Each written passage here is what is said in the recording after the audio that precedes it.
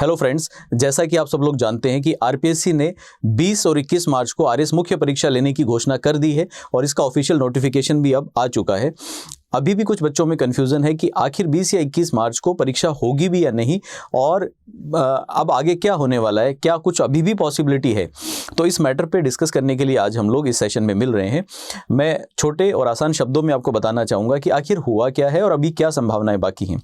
देखिए, हाईकोर्ट ने जब कुछ बच्चों के ऑब्जेक्शन को लेके और पेपर को रोका, पेपर पे रोक लगाई, दोबारा आरपीएससी को रिजल्ट निकालने को बोला, तो ये आशंका बाजार में हो गई थी। हम सब आश्वस्त थे इस बारे में कि अब परीक्षा नहीं हो सकती क्योंकि मैटर सब जुडाइस हो गया है और अब तो फैसला होने के बाद आगे की कार्रवाई होगी। मीनवाइल डिविजनल बेंच के अंदर आरपीएससी ने एक अपील फाइल कर दी और हमें उस दिन तक यही खबर थी कि डिविजनल बेंच ने हाईकोर्ट के डिसीजन को स्टे किया है, लेकिन हम ये मान रहे थे कि हाईकोर्ट के डिसीजन को स्टे करने का मतलब है आरपीएससी को रिजल्ट दोबारा निकालने की जरूरत नहीं है, वेट करना पड़ेगा और डिविजनल बेंच डिसीजन देगा।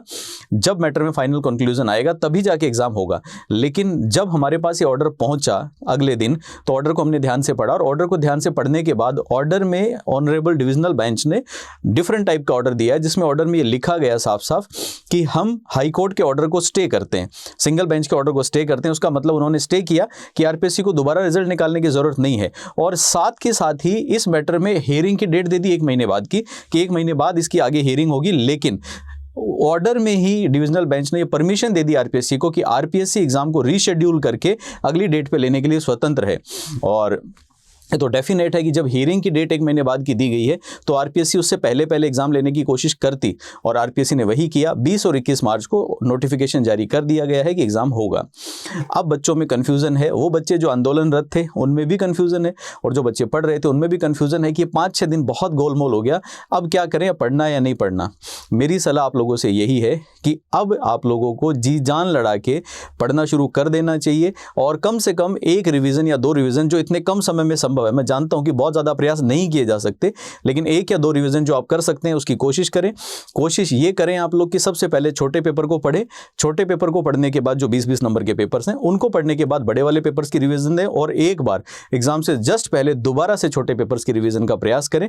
आपके लिए अच्छे स्कोर करने के लिए मेरे ख्याल से ये स्ट्रेटजी हो सकती है, क्योंकि अब ये मौका नहीं है कि हम किसी पेपर में बहुत डिटेल में पढ़ेंगे, कोई लंबी चौड़ी बातें करेंगे, नहीं।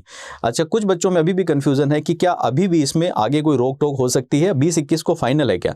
देखिए, अब इसमें सिर्फ और सिर्फ एक संभावना बचती है कि जिन बच्चों ने हाईकोर्ट में केस लगाया था और जिन्होंने हाईकोर्ट से पहले आरपीएससी को निर्देश दिलवाया था, अगर वो बच्चे सुप्रीम कोर्ट चले जाते हैं और सुप्रीम कोर्ट में एसएलपी फाइल करते हैं, स्पेशल लीव पिटीशन फाइल करते हैं, और सुप्रीम कोर्ट उनकी स्पेशल लीव पिटीशन को एक्सेप्ट कर लेता है और एक्सेप्ट करने के बाद उसकी हियरिंग हो जाती है और हियरिंग होने के बाद सुप्रीम कोर्ट हाई कोर्ट के डिविजनल बेंच के ऑर्डर पे स्टे देता है, तब जाके पॉसिबिलिटी है कि एग्जाम की डेट खिसकेगी, जिसकी बहुत ज़्यादा संभावना नज़र नहीं आ रही है। हालांकि ये सब भविष्य के गर्भ में छुपी हुई बातें हैं कि पहली बात तो बच्चे क्या डिसीजन लेंगे, सुप्रीम कोर्ट जाना आसान काम नहीं है, एक सिग्निफिकेंट खर्चा होता है, तो क्या बच्चे उस खर्चे को उठा के सुप्रीम कोर्ट जाएंगे या नहीं जाएंगे।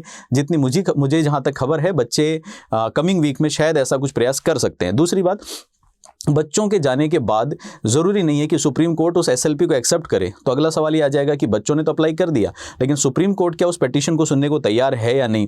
कुछ ऐसे केसेस होते हैं जहां पे हाई कोर्ट ही अपने यहाँ से सर्टिफिकेट ऑफ फिटनेस देता है, हाई कोर्ट लिख के देता है कि ये मामला सुप्रीम कोर्ट में सुने जाने योग्य है, तो हाई कोर्ट लिख के देगा या नहीं देगा। अगर हाई कोर्ट लिख के नहीं देता तो वहाँ पर फिर से 60 दिन का टाइम वेटिंग पीरियड होता है, उस 60 दिन के अंदर आप दोबारा जा सकते हो। तो बहुत सारी इसके अंदर लीगैलिटी उलझ जाती है। तो पहला क्वेश्चन है कि सुप्रीम कोर्ट में जाएंगे या नहीं, जाएंगे तो उनकी स्पेशल लीव पिटीशन या एसएलपी को सुप्रीम कोर्ट एक्सेप्ट करेगा या नहीं। अगर सुप्रीम कोर्ट ने स्वीकार कर लिया तो हियरिंग का समय कब मिलेगा, और अगर हियरिंग का समय मिल गया तो अगला क्वेश्चन है कि उस हियरिंग में सुप्रीम कोर्ट डिविजनल बेंच के ऑर्डर पे स्टे देता है या नहीं। अगर मान लो कि ये सारी चीजें पॉजिटिव हो गई, एसएलपी गई, बच्चों ने फाइल की, कोर्ट ने एक्सेप्ट की, हियरिंग हो गई, जल्दी हियरिंग होगी 20 तारीख से पहले डेफिनेटली। हियरिंग के बाद में सुप्रीम कोर्ट ने बच्चों की बात को सुन के और इस ऑर्डर को स्टे कर दिया, सिर्फ तभी एग्जाम रुकेगा, अदरवाइज एग्जाम रुकने का कोई चांस अब नज़र नहीं आता है। तो इसलिए मेरी आप सब लोगों से, जिन्होंने आंदोलन किया उनके लिए भी, जिन्होंने नहीं किया उनके लिए भी, एक ही सलाह, एक ही सिफारिश है कि अब समझदारी इसी में है कि अब और कन्फ्यूज़न में ना रहें, कोई इंतज़ार ना करें किसी चीज़ का। अब आप पढ़ना शुरू करें और पढ़ना शुरू करने के बाद जितना ज़्यादा हो सके उतना ज़्यादा रिवीजन करें। अब लिखने का, प्रैक्टिस करने का ये समय गया हाथ से, तो लिखने की तरफ थोड़ा बहुत अगर आप टाइम निकाल के करते हैं आपकी मर्ज़ी है, लेकिन ज़्यादा ज़्यादा रिवीजन करने की कोशिश करें। जितनी ज़्यादा रिवीजन करेंगे आपके अच्छे नंबर आने के चांस उतने ही ज़्यादा होंगे। दूसरी तरफ कुछ बच्चों के मन में ये भी कन्फ्यूज़न है कि जिन्होंने केस फाइल किया अब उनका क्या होगा। अब तो एक ही चारा सामने नज़र आता है कि 20-21 मार्च को आरपीएससी उन सभी बच्चों का पेपर ले लेगा जो सारे बच्चे पहले से प्री क्वालिफाइड हैं, और जिन्होंने पहले प्री क्वालिफाई कर लिया उनकी परीक्षा हो गई। अब एक बार को ये चांस है कि जिन बच्चों ने हाईकोर्ट में केस फाइल किया था उनके पक्ष में डिविजनल बेंच का फाइनल ऑर्डर आ जाता है, तो आरपीएससी को दोबारा रिजल्ट निकालना पड़ेगा। दोबारा रिजल्ट निकाल के कुछ और बच्चे जो पास होंगे प्री में, कुछ और बच्चे क्वालिफाई हो जाएंगे, उन बच्चों का अलग से एग्जाम लेना पड़ेगा। क्योंकि अगर आरपीएससी का मंशा ये होती कि सभी को एक साथ एग्जाम कराना है तो ऐसे केस में तो फिर ये एग्जाम की डेट नहीं आती। कुछ बच्चों के मन में डाउट था कि मैं तो बॉर्डर पे हूँ, अगर ये क्वेश्चन ऊपर या नीचे हुआ तो मेरा क्या होगा। फिलहाल आपका कुछ नहीं होने वाला। क्यों? क्योंकि आरपीएससी आपको मेंस लिखने का मौका दे रही है। अब तो उन बच्चों का क्वेश्चन रह गया जो बाहर थे लिस्ट से, ऊपर नीचे होने से उनमें से कोई शामिल हो सकता है जिनका एग्जाम अब अलग से होगा। तो इसलिए बिना किसी चिंता फिक्र के, बिना कोई ज़्यादा लोड लिए, जो होना था वो हो गया। इनमें से कोई परिस्थिति आपके बस में ना थी ना है, तो जो जैसा है उसी माहौल में हमें जीना है, तो इस सिस्टम के साथ चलना है। तो फिलहाल जो 20 दिन आपको मिले हैं उन 20-25 दिन में अपने आप को झोंक दीजिए, और ये 20-25 दिन आपकी सफलता को सुनिश्चित कर सकते हैं।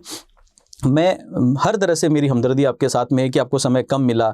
कुछ बच्चे आंदोलनरत थे, उनको समय मिला नहीं।